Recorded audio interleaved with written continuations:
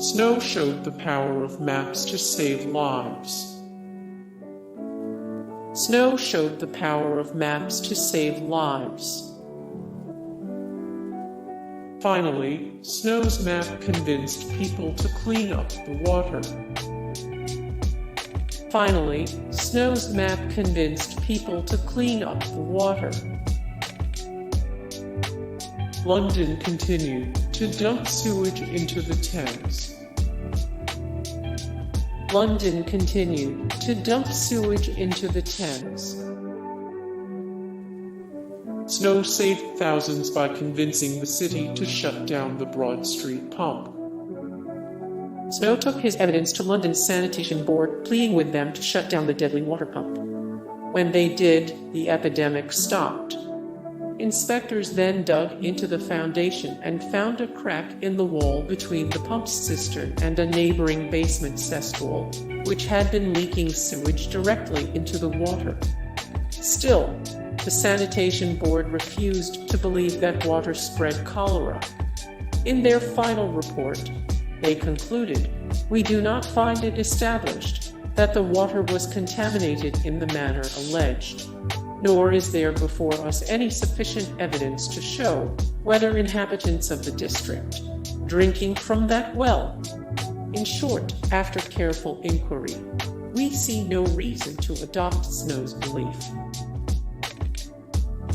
Malt liquor saved lives in the Lion Brewery. Malt liquor saved lives in the Lion Brewery. In 1854, Snow tested his theory when cholera broke out in Soho. Death statistics pointed Snow toward a new theory: water.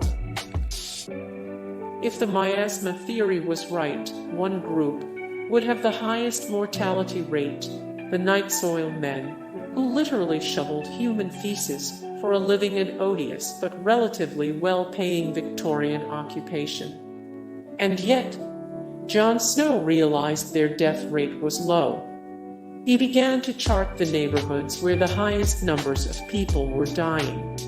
To his surprise, he saw that the rate of infection was 3 times higher on the south banks of the Thames versus the northern banks. Snow's investigation eventually uncovered the difference between these areas. South of the Thames, the water company drew its drinking water downriver from London's sewage dumping. That convinced Snow that cholera was transmitted through infected water rather than miasma in the air. Dr. John Snow questioned the miasma theory. John Snow was the son of a coal yard laborer who walked 200 miles to attend medical school.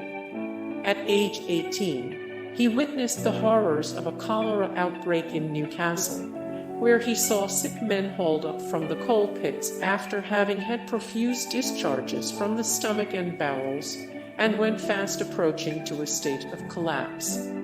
After training to become a medical doctor, Snow lived through another cholera outbreak in 1848 that killed between 50,000 and 70,000 people in England and Wales. Snow used new city-wide statistics on death rates to destroy the miasma theory of cholera transmission. The working theory at the time, the miasma theory, blamed cholera on London's slums. The working theory at the time, the miasma theory, blamed cholera on London's slums. Cholera was a terrifying epidemic that could kill within hours. Cholera first struck England in 1831. Doctors were confounded. They could not agree on the disease's cause, its cure, or even if it was infectious. But everyone knew it was deadly.